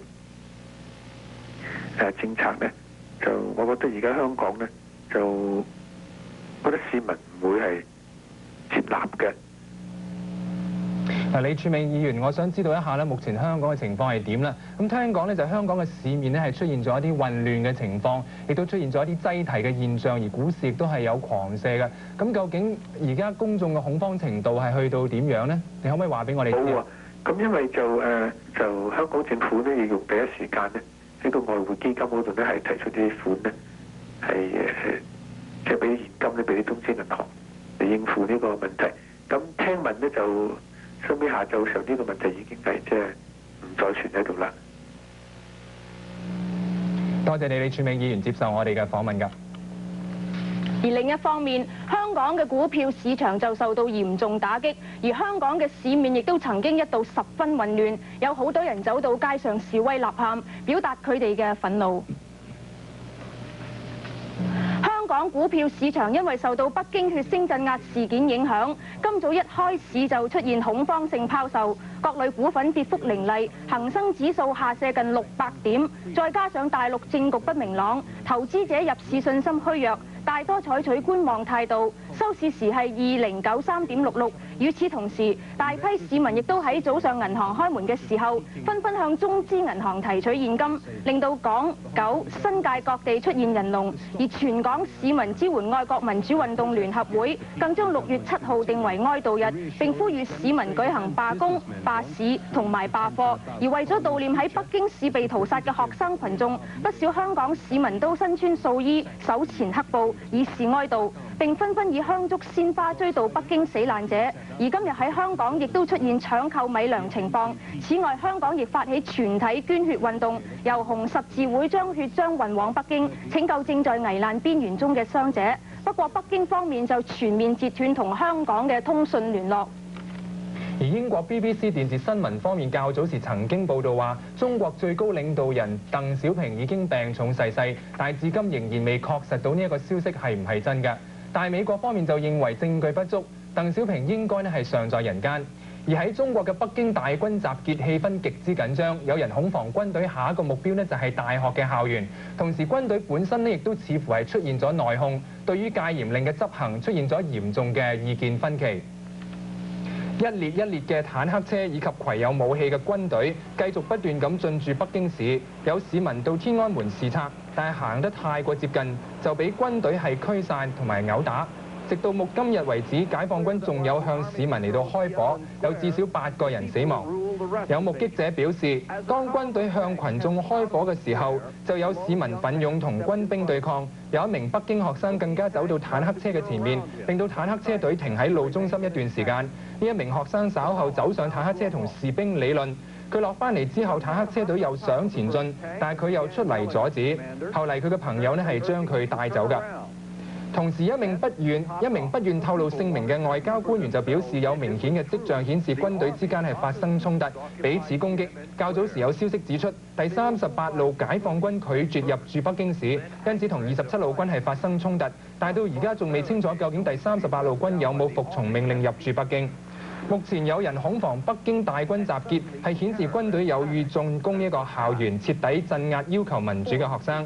而喺北京嘅校園入邊，不少嘅外國學生就陸續咁離開。而另一方面，喺各大嘅醫院門前市民亦都係好焦急咁樣嚟到等候緊消息。直到目前為止，死傷嘅人數仍然未被確定㗎。有消息指出，軍隊焚燒屍體以掩飾真正嘅死傷人數。而北京市大部分嘅公共交通已經係停頓，街上面除咗單車之外就絕少見到其他嘅交通工具。而平日人頭湧湧嘅長安街係行人稀少，市內亦都開始係出現咗糧食短缺嘅情況。但係官方電視台就稱讚軍隊嘅忠心，成功咁樣鎮壓反革命暴徒，但係就暗示軍方需要約束一班不服從嘅人。而中國大陸多個城市有好多市民遊行示威，譴責北京星期日對要求民主改革示威人士嘅暴力鎮壓行動。示威遊行喺上海、廣州、南京、天津、西安等至少8個城市度出現。數以千計示威者集結喺街上，聲討李鵬，以及對天安門血壓遲早會延展到上海市。有消息指出，軍隊已經部署喺上海市郊，隨時係會進入市區。而而加拿大眾議院今晚8點鐘就中國嘅問題召開緊急辯論，聯邦3黨領袖今日不約而同咁呼籲召開會議商討對策。We must be prepared to take action if the events do not quickly translate themselves into the kind of change that is tolerable. We should consider, Mr. Speaker, if there is no progress, recalling our ambassador. I believe that our Canadian government must give favorable consideration to allowing Chinese students permission to remain in this country beyond the expiration date of their visas, if they so request. And we should give favorable consideration to allowing more Chinese citizens who fear repression to leave their country and to come to Canada. 今日較早時，梅隆尼總理終於打破緘默，就中國軍隊鎮壓暴力事件發表佢嘅反應。We are appalled by the tragedy that's been visited upon young people in China seeking greater democratic freedoms within the system. I will be meeting with 外務部長克拉克表示，佢正考慮用行動對抗中國嘅暴力行為，不過佢先要知道喺中國嘅加拿大人係安全無恙。To come to some judgment as to the security of Canadians and the steps we can take to ensure that security, and two, improve our understanding of just what is happening and how that might be influenced by Canada and by other countries. 一個緊急專責小組今日開會商議加拿大會作出乜嘢官方行動，反對中國政府嘅鎮壓行為。美國總統布殊對中國血腥鎮壓學生嘅事件表示不滿，決定停止對中國出售軍火，以及准許中國嘅學生延期逗留喺美國。而華盛頓亦都出現中國留學生集會抗議中國暴行嘅場面。It would be a tragedy for all if China were to pull back to its pre-1972 era of isolation and repression. 布殊又表示會凍結中美軍官嘅往來同埋協助國際紅十字會。而喺華盛頓有3000多名嚟自多間大學嘅中國海外留學生舉行支持中國民主運動。學生喺集會上面高呼打倒共產黨、打倒李鵬、鄧小平嘅口號。學生仲堅決表示，無論喺世界任何角落，佢哋都會支持北京嘅民運。對於北京政府用暴力屠殺手無寸鐵嘅學生，示威者都忍唔住為死難者落淚。關注中國學運嘅華人今日喺中國駐多倫多領事館門前哀悼被屠殺嘅北京學生，並呼籲加拿大政府採取積極嘅行動嚟到制止更多嘅殺戮。以下落嚟係由本台記者吳桂玲嘅報導。今日下午喺中國駐多倫多領事館門前係舉行咗一個悼念儀式，哀悼喺北京被中國軍隊屠殺嘅中國學生。到嚟吊祭嘅群眾開始時係有數十名，後來群眾陸續增加。悼念儀式係喺靜默中進行，佢哋以整齊嘅行列，將一張鮮花放喺仿造嘅靈前，目的係要中國政府停止殺戮無辜嘅人民。我喊嘅咧唔係淨係喊死咗嘅人，仲係喊咧中國又嚟一次惡性循環。大家知道權力腐化，絕對權力絕對腐化，所以我哋一定要建立一個健全嘅民主制度。而建立一個健全嘅民主制度咧，就係學生所要求嘅，係一定要唔准有官僚，嗰啲官僚應該係人民嘅公僕，並且咧應該有新聞自由，同埋咧應該咧係人民有權利選，人民有權利選擇一個政府。加拿大中國民運關注委員會希望加拿大政府能夠對中國政府施加壓力，防止中國軍隊開入大學校園繼續進行屠殺。我哋琴日已經打電報俾我哋嘅總理啦，同埋我哋嘅省長，就希望佢哋咧唔承認家下嘅中國政府，並且咧我哋希望咧我哋嘅總理咧召開聯合國緊急會議，就甚至同中國家下嘅政府，即係呢個李鵬政府咧斷絕關係。多倫多華裔社區關注中國民運委員會將會繼續喺每日嘅4點至6點喺中國駐多倫多領事館門前舉行悼念儀式，而領事館嘅人員對於呢件事仍然並冇作出任何反應。47台晚間新聞記者吳桂玲報導。多倫多華裔社區關注中國民運委員會昨日喺多倫多發起一個聲討李鵬政權屠殺人民嘅集會人行，約有3萬人參加。以下落嚟係由本台記者蔡麗明嘅報導。多倫倫多華裔社區關注中國民運委員會為咗對北京死難者表示哀悼，昨日喺多倫多發起咗一個規模龐大嘅追悼會。不承認李鵬政權！示威人士下午3點喺加蘭公園齊集之後，開始進行扶靈遊行，將一副蓋上中國旗嘅棺材抬去中國駐多倫多總領事館。參加遊行示威嘅人士，除咗包括多倫多嘅華人、中國及台灣嘅海外留學生之外，仲包括安省嘅能源部長黃景培同埋安省新民主黨領袖李博。而部分示威者亦都身穿素服，手持黑紗，戴上白菊花，抗議李鵬政權對中國學生嘅血腥屠殺。我是從台灣來的。從台灣來的？對。有什麼感受？我覺得只要是中國人，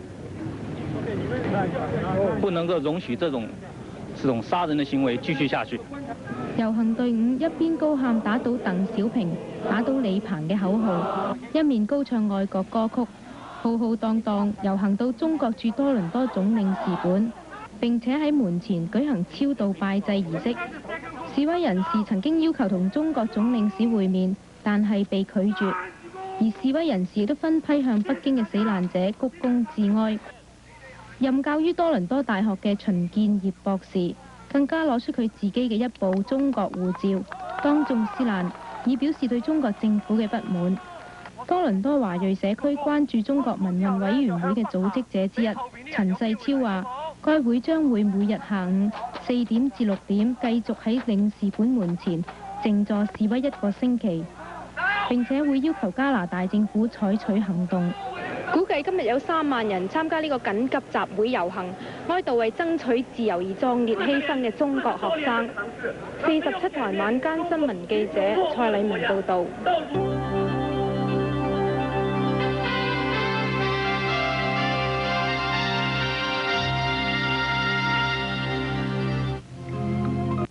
係傳嚟軍隊鎮壓學運嘅噩耗嘅時候呢，不少人咧係表示震驚嘅。咁我哋而家呢，就翻去到上一個週末嚟到睇一睇軍方鎮壓學生方面嘅情形嘅。喺北京時間星期5嘅下晝，北京防暴警察向示威學生發放催淚彈，混亂當中至少有40多人受傷。跟住星期6嘅凌晨，中國軍隊企圖發動攻勢，驅散喺廣場上面紮營嘅學生，但市民喺廣場嘅周圍保護學生，攔咗軍隊前進。學生同群眾一度以為抗軍成功，但係佢哋諗唔到，令到全球震驚嘅軍事行動即將發生。快救護車！救護車！救護車，快一點！來人幫我提一下，我拉不動。40公頃嘅天安門成為咗戰場，炮響不絕，火光紅紅。軍隊用坦克車開路，喺3個方向進攻天安門，用機關槍向群眾掃射，不分男女老幼。軍隊甚至向街道兩旁喺窗口觀望以及發出對抗口號嘅市民開槍。喺黝黑過去、黎明來臨嘅時候，天安門一帶死亡人數據不同消息來源估計由1000到1萬不等，受傷人數亦都超過1萬。槍火炮彈發射之後嘅黑煙籠罩天安門。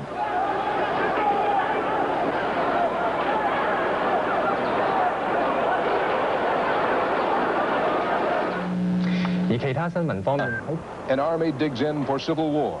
The people cry for their children.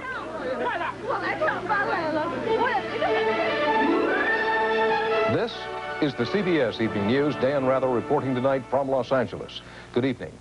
Americans and other foreign citizens began a mass exodus from Beijing today, with China facing the possibility of civil war and anarchy. Reports of fighting between army units on any wide scale are still not confirmed. It does seem clear that the army is forming battle lines which reflect the crisis, the split in the communist leadership. After days of almost total silence, the official Chinese media today reported what could be a break in the political crisis at the top. Radio Beijing indicated that one of the 5 members of the party's Central Committee, Xiao Xu, has taken over as party leader. That would be replacing the ousted Communist Party leader, Zhao Ziyang. CBS News correspondent John Sheehan begins our report from the scene. John? Dan, powerful armies are arranging themselves in formations that suggest they are about to go to war with each other. Yet another tragedy in China. These troops are part of the 38th Army, which seems to be moving into position for a possible assault on the troops who carried out the massacre of unarmed pro-democracy protesters last weekend. For Chinese civilians, the soldiers of the 38th are the good army. And these are the forces of the 27th Army, the soldiers blamed for the killing. They hold the center of the city and are camped in defensive positions as if expecting an assault by a strong military force. The 27th has continued to shoot down civilians in the streets. Soldiers warned foreigners in nearby buildings that if they take pictures, they will also be shot. According to intelligence sources, 3 other field armies are on the move, seemingly to join the 38th in punishing the government troops and possibly to topple the hardliners who ordered the atrocity. All the armies involved have infantry, tanks, armored personnel carriers, artillery, and anti-aircraft units. All are formidable forces. The 38th is the army of the Beijing region, making it highly likely that some of its soldiers had family members among the victims at Tiananmen. Though the 27th left a trail of corpses, state-run Chinese radio claimed today that not one person died on Tiananmen Square. In other government propaganda, State Council spokesman Yuan Mu told Chinese journalists that soldiers sustained more casualties than civilians. He claimed that on both sides, 300 people died, only 23 of them students. The government also denied reports that Deng Xiaoping is dead, and there was a bizarre rumor of an assassination attempt on Premier Li Peng.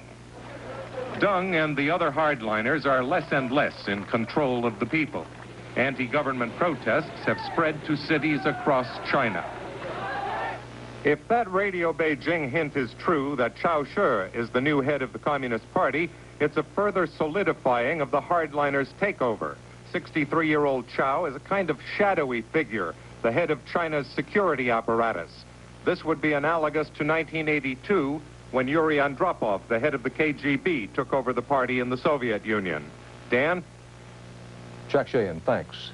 U.S. intelligence officials are scrambling, trying to keep track of the complex, confusing military movements around Beijing, and also the equally obscure and hard-to-follow movements of top Chinese officials, their rivals and their enemies. Correspondent Leslie Stahl has the latest on what they know and what they suspect in Washington. Leslie? Dan, U.S. intelligence officials now tell us that the number of dead, this is an estimate, in Beijing is 3,000. This is the first time the American government has put a number on the dead, and it is an extremely high one. Also, White House officials say that top senior Chinese officials have moved out of central Beijing and onto military installations and command posts outside the city. They believe this is because of safety reasons, but they also speculate it could be so these people could get to locations with better communications. We are also told that Deng Xiaoping is still alive, although very ill and in the hospital. Also, the leading Chinese dissident, Fang Lizhi, the man who tried to meet with President Bush when he was in China, has sought refuge for his safety in the American embassy in Beijing. Officials tell me that the U.S. is in contact with middle-level government and military officials, and that we remain profoundly ignorant of the situation within the government and the military as to who's in charge.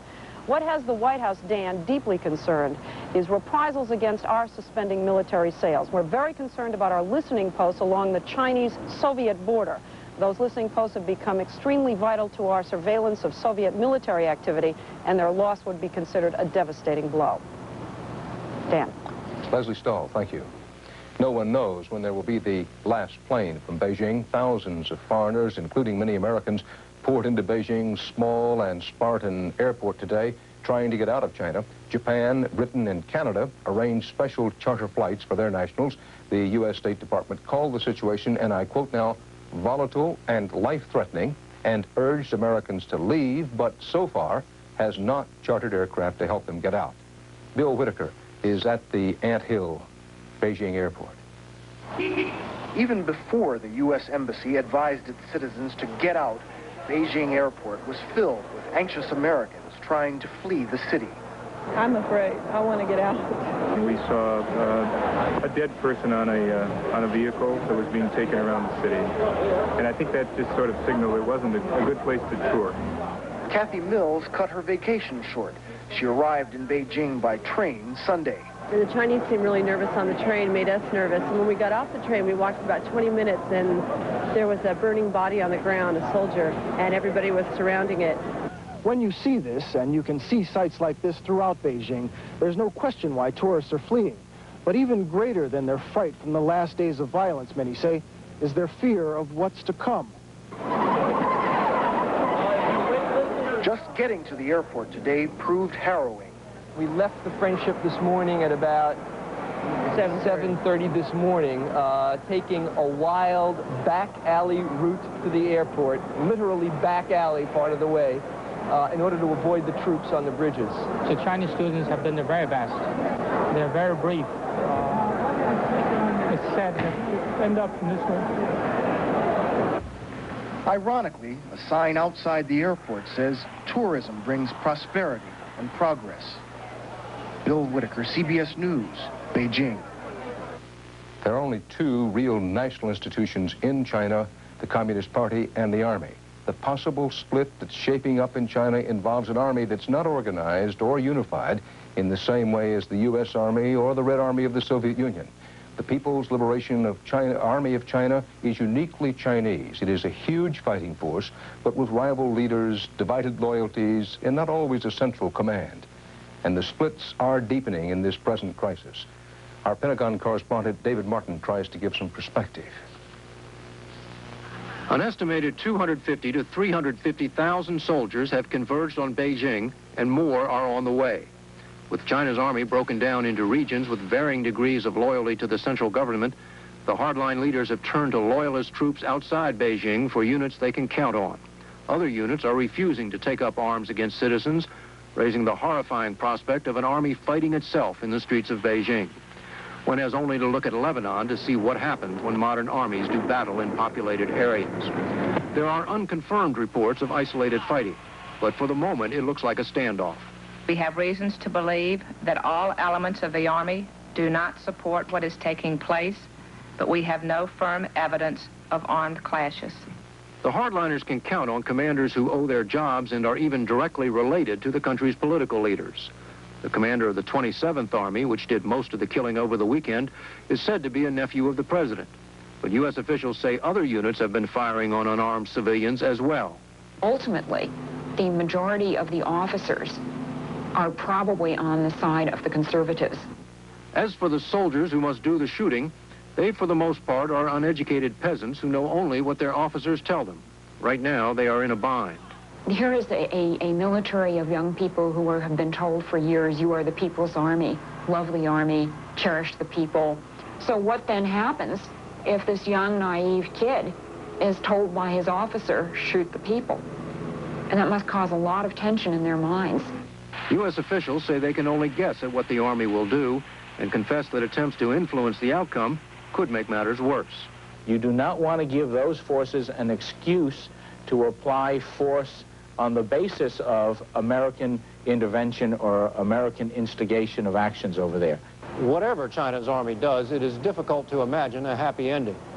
Either the hardliners prevail and the forces of democracy are crushed, or there is a civil war which will kill thousands more than already have died. David Martin, CBS News, the Pentagon. In just a few days under the gun, Beijing has changed from a place of kindness and hard work, a place of struggle and hope, to a city of terror and despair. Correspondent Richard Roth has one of today's tragedies. The name of the street is Fuxing Lu. It means the road of revival. It's unlikely anything that happened this drizzly day on the road of revival would have been worth mentioning if the army had not passed by. Run, run, people are saying. A boy's been shot. Go there to the hospital. In a city of rumors today, one sad fact. A 12-year-old boy lay dying, and an anguished mother could do nothing to save him. We all feel extremely angry. He was looking out his door when the army went by, neighbors say, and it made the soldiers angry. He was shot in the side. Down there, at his own doorway, Building 23, Fuxing Lu. China's government said the army has shown great restraint in enforcing martial law, but not many people here were listening to the government today. There was another casualty today on Fuxing Lu when the army passed by. This little girl was the second, more fortunate than her neighbor. She will survive. Shame on the country is the message someone in the neighborhood scratched on cement, and no one cared that foreigners saw it. In fact, people applauded. People who live on the road of revival wanted the world to know what happened today on their street. Richard Roth, CBS News, Beijing. And still to come on the CBS.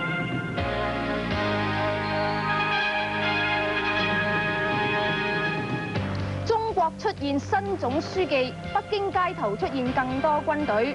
香港舉行罷工罷課，股市稍作回升。多倫多中國領事館門前，市民獻花致哀。今日係6月6號星期二，歡迎大家收睇晚間新聞。各位觀眾你好，中國北京嘅情況仍然令人哋感到撲朔迷離。喺首都街頭不斷出現新駐嘅軍隊，但係就冇人知道呢啲軍隊入駐京城嘅真正動機。而最高領導層嘅去向仍然未曾明朗。由於中國局勢未曾明朗化，香港方面就繼續傳嚟出現恐慌嘅消息。今晚喺長途電話線嘅另一端，就係香港快報派駐北京記者鄧桂嬋。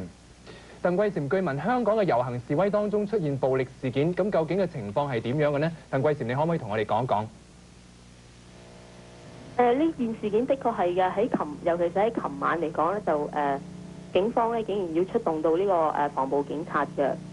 咁而呢個問題嚟講咧，就係首次出現嘅喺歷來即係喺呢次咁嘅中國學運事件、香港人上街遊行事件當中咧，係首次出現咗有即係暴力嘅情況嘅。嗱，我哋亦都接到一啲嘅報道咧，就話香港嘅市面咧，亦都係出現一片混亂啦，樓價下跌同埋領事館門外咧係大排長龍嘅。咁仲有咧就係搶購米糧。咁究竟而家香港嘅實際情況係點樣嘅呢？而家香港嘅實際情況咧就未至於陷於一片混亂嘅。就至於樓價嗰方面嚟講咧，就係即係唔係話特別話顯著嘅下降嘅。就只不過係成交量咧就比較少咗嘅，即係買樓嘅人係少咗嘅。咁至於喺美國領事館門口係咪好多人排隊咧？呢個情況亦都唔係太嚴重。咁而即係至於搶購米糧呢個問題咧，呢兩日咧都的確係有呢個情況出現過嘅。但係不過香港政府嚟講，同埋一切嘅食物供應商咧，都一再保證咧，就係話香港嘅食糧係好充足嘅。嗯哼。嗱，我亦都知道咧，喺香港嘅時間昨晚咧，亦都有一批嘅記者咧係由北京咧翻去香港嘅。咁以你所知，北京嘅最新嘅情況又係點樣嘅咧？就據最新了解，而家北京嗰個情況嚟講咧，就即係市面嚟講應該陷於一片混亂嘅，即係隨街咧都係有隨時隨地咧都係有軍隊，即係槍戰啊！外國嗰啲商人啊、僑民嚟講咧，絕大部分啲開始係撤離呢個北京嘅。咁所以咧，啲人咧就好多人都想盡辦法去機場，但係去機場嘅途徑亦都係好困難嘅，因為係冇車去嘅。而家領事館咧已經開始，尤其是要撤離呢個大學區嗰啲留學生嘅，因為大學區而家嚟講咧就係俾好多軍隊包圍嘅，即係尤其個別大學嚟講咧，咁係隨時嚟講佢哋可能會攻入大學嘅。咁其他嚟講，譬如食物嗰方面咧，就已經呈現一片緊張㗎啦。即係因為出邊即係好多外邊嘅食物咧、食糧咧係運唔到入去北京市嘅。咁如果我諗情況繼續惡化落去咧，北京市隨時陷於斷糧嘅狀態嘅。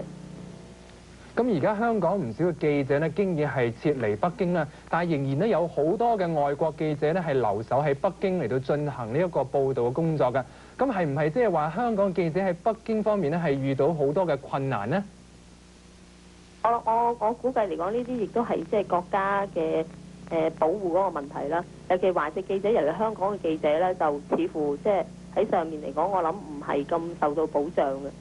而可能一啲駐京嘅記者，佢本身嚟講，即係辦事處啊，或者佢自己本身係有一啲即係譬如佢本身係有辦公室啦，咁樣可以係保護到佢自己啦。但而香港記者喺上面嚟講係要住入酒店啊，而同埋比較支援嘅工作係少。多謝你鄧桂嬋。剛才咧接受我哋訪問嘅咧就係呢一個嘅香港快報駐派北京嘅記者鄧桂嬋啦。香港而家正在舉行罷工、罷市、罷課等大行動，作為抗議北京血腥鎮壓暴行。而喺24小時之前，香港除咗同樣有遊行示威之外，股市亦都有輕微嘅回彈。不過有分析家認為，今次中國嘅動亂對香港民生百態以及經濟狀況都帶嚟嚴重影響。香港喺過去24小時內，股市出現輕微回彈。經濟分析家指出，股市經過星期一嘅大幅度下瀉後，星期二出現技術性調整現象。而另一方面，亦都有分析家表示，香港由於受到中國政局動盪影響，以致地產市道亦都受到牽連，樓價下跌。而喺美國領事館門前，輪候簽證嘅人群亦都比往常為多。至於遊行示威，亦都不斷出現，示威者嚟自不同階層，聲討暴力鎮壓血腥行為，並要求民主自由。Chinese people is, killing Chinese people, and that's, I'm angry about that. 而喺跟住嘅24小時內，香港會實行罷工、罷市及罷課行動，但係公共服務行業仍然如常進行，而學生亦會照常上課。只不過今次北京民運嘅演變過程就會成為課堂內嘅主要課題，而工商業亦都會只係抽取部分上班時間，默哀悼念北京死難者。北京電台方面今晚就報道話，中國共產黨將會有一名新嘅黨總書記，佢個名字呢就係叫做喬氏，但係好少人知道喬氏係乜嘢人，只係有消息話佢係一個保守派嘅人士。而家已經係北京星期3嘅早上，有記者得返嚟嘅消息就顯示，北京又再度過漫長嘅一夜。全晚北京市有好多個地方都傳嚟咗槍火聲，但係究竟軍隊向邊啲人開槍就冇人知道。較早時有消息傳出，軍隊內部出現意見分歧，喺度互相攻打，地點呢就喺北京市西北以及南部。而中國北京電視新聞片當中，發言人袁木就表示，鎮壓反革命暴徒取得初步勝利，同時話有300個人喺暴亂中死亡，但只有23個係學生，其餘嘅呢係解放軍士兵，仲話暴亂未完全平定。而今日北京市出現越嚟越多嘅軍隊，第27路軍繼續駐守天安門廣場，但有一段時間27路軍調動坦克車到天安門嘅東面，好似要迎戰咁樣。有分析家就相信佢哋喺度靜待敵對軍隊嘅進攻。較早時有未經證實嘅消息指出，第38路軍已經同第28路軍聯手要趕27路軍出北京。同時亦都有可靠嘅消息指出，中國高層領導人已經離開北京，但係動機未明。而美國情報人員相信李鵬遭人暗殺以及鄧小平病重逝世嘅消息仍然有相當可信嘅程度，但係始終未能夠確定消息嘅真實性。但係自從天安門事件發生之後，中國一班領導人就始終未曾露面過。到目前為止，仲未有一個中國領導人承認同週末屠殺事件有關。而中國著名嘅知識分子方勵之已經係前往美國大使館要求政治庇護。同時，美國及加拿大已經開始咗撤僑嘅行動。日本航空公司員工亦都開始疏散，而南韓方面亦都採取咗類似嘅行動。而至於台灣方面，就有成千上萬嘅青年人喺台北國父紀念館前面紀念天安門流血事件，要求救國聲援。蘇聯新成立嘅人民代表大會就北京天安門事件發表聲明。莫斯科方面認為今次嘅事件係中國內部問題，而蘇聯唔會妄下判斷。政治分析家相信今次蘇聯嘅官方聲明顯示，蘇聯恐防會破壞啱啱先至回復正常嘅中蘇關係。而莫斯科一名記者表示，因為內部各種管制，蘇聯新聞界不便就北京事件作出全面性報導。喺天安門流血事件發生之前2個星期，蘇聯領袖戈伯卓夫先至啱啱到訪北京，與鄧小平會面。加拿大聯邦政府強烈咁呼籲加拿大人離開中國。政府方面會喺聽日用專機接載加拿大人撤退北京。政府亦都已經撤退駐北京大使館嘅部分員工。部分加拿大人經已陸續咁回國，並且講述佢哋嘅驚險故事。喺喺機場可以見到一名母親同埋佢嘅女兒重聚時候嘅感人場面，而乘客落機之後就講述佢哋所遇到嘅驚險事蹟。We did see the tanks go by. There was about 22, and as they approached the hotel, I was laying on my stomach watching out the window, and they started firing above the buildings to scare all the people away, and they were shooting over the buildings. The buses were all on fire. The roadblocks, buses were on fire. Did you think you were going to get killed? Yeah, we thought we were.